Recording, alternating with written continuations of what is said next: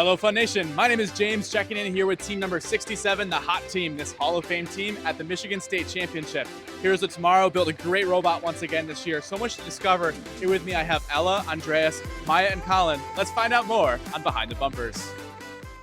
All right, Ella, why don't you get us started talking about some of the mechanical features of this robot? How are you guys scoring for the Hot Team? Okay, so this is the 2025 HotBot, and this is the centerpiece of a robot in which everything else is based off of, and how we decide the architecture of the robot, which is the elevator. It has two Krakens powering it, and it is able to fully extend in less than a second. Also, because in 2023 we were tipping a lot, we had to add a steel plate to the front of the robot to help mitigate the chance of falling over. And then on this back side, you can see we have our sponsor panel. And as you can see, it's held to the robot with zip ties. And that's because it's actually attached to the robot via bumpers because of weight issues that we had. Next up, we have the climber. So this is the climber mechanism right here. It extends out, and then there are two servos connected to it.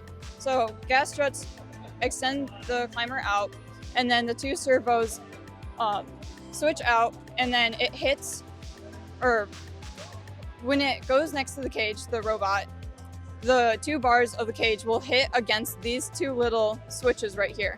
And that will activate a signal in which these two servos will automatically extend out.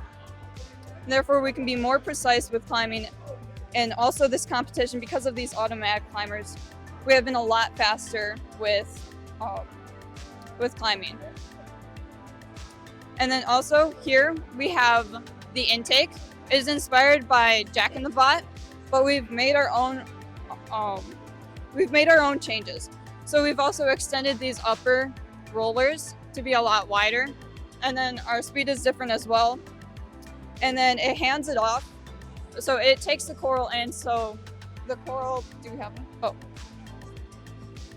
The coral comes in this way, and then it lifts up, and it hands it off to our arm. Yeah. Yes.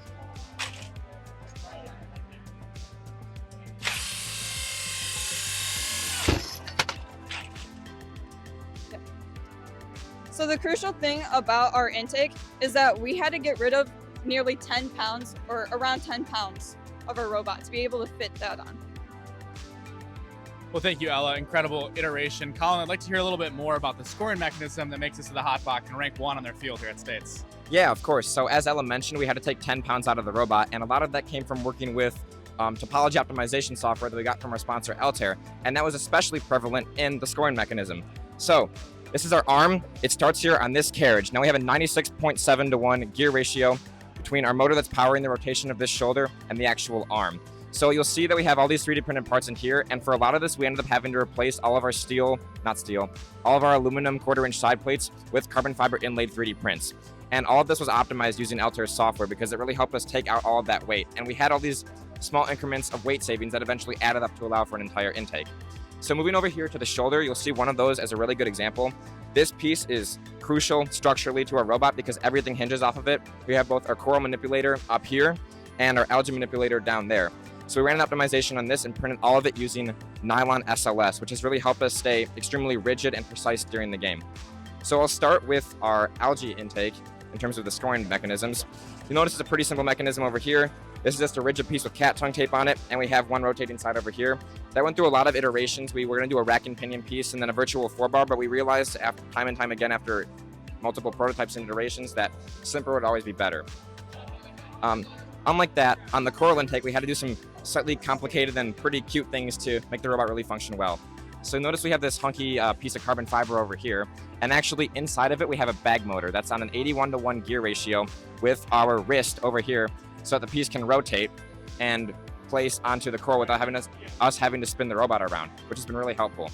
You'll see more SLS parts on here that have also been optimized, and we were able to take a lot of weight out of this piece, which is extremely important because this is very high on the robot, so keeping that CG low was super important for us. We've got a 3 to 1 gear ratio over here and a 4 to 1 over here because we realized after a lot of iterations that matching the surface speeds of this guy would be super important. And then also getting the compression just right. And optimization helped a lot too with making sure this wouldn't bow out too much as we were designing. Colin, thank you so much. Super interesting engineering that goes into this. Andreas, I'd like to hear a little bit more about the control that goes into the HotBot. How are you guys able to program it so well?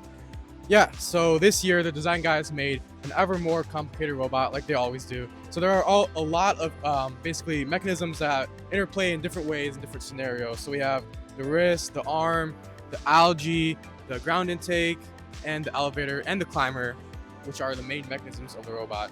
So an important goal for us this year was to achieve a high level of automation.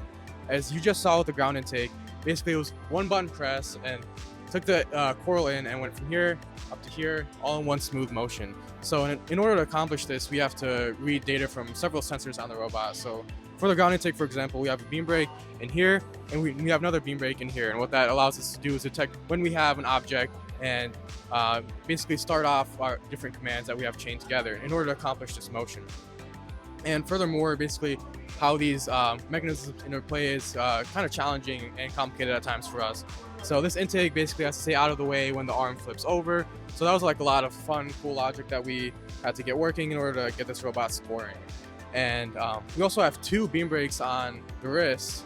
So when we intake from the ground, our coral is in this orientation. But a lot of the times, if our ground intake isn't working or we want to go to the human player station for some reason, usually intake's in the middle or like this. So we have a beam brake here that will detect that, and we have like a different shot for the offset coral. So this allows us to have more robust scoring, and it'll work basically in any orientation. We also have a can range over here, which is like a distance finder, detects how far away the algae is in our mechanism. So we used to have the operator at the intake and on a separate button, and basically they controlled when it was intaking an algae. We're able to automate that process with the can range to say if it's close enough, it'll stop intaking for you. So we've been working a lot on decreasing the amount of buttons the operator has and basically making it an easier experience for the drive team and more automated. And another example of this is the barge shot. So we used to have it be fully driver controlled where the operator would press Y and it would go up and do a barge. But now, and the driver would have to shoot it out. But now all we do is we get the robot pose and orientation from the cameras and the odometry on the field. And based on position on the field, it'll go up and do the barge automatically. All you have to do is press one button, the driver drives in, and it'll score the barge in here, up and over. And we also have a higher degree of automation on the climber. Basically, as Ella's shown, we have two limit switches here, and if both of them are pressed while the operator is holding a button, it'll climb automatically for you. Instead of having to pull back and flip the servos on two different buttons, it'll do it all on one button. And also another thing about the climber that's really cool is our servo in here is basically like a 2-gear transmission that has ratchets on the way in, but it's no ratchets on the way out, so we can climb and exert force as we need to. Thank you, Andreas. Yep. Maya, let's wrap it up with you. I heard you guys have some more custom features on your dashboard that you'd like to talk about. Let's hear a little bit more about that. This year we've had a lot more trouble aligning to the reef.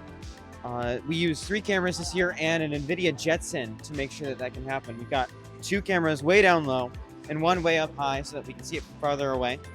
And we have a big map of tables inside of our code that says move 6 inches to the left or the right, depending on which hole you're trying to align to.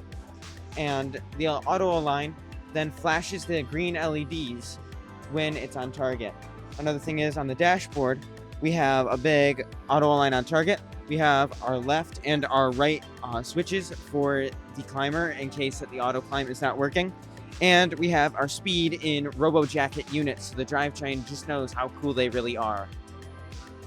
Maya and the rest of the Hot team, thank you guys so much for taking the time to talk with us today. Incredible robot once again. Best of luck tomorrow at the Saturday for MSC and throughout the rest of the REEFSCAPE season. My name is James from Fun Robotics Network, and thank you so much for watching.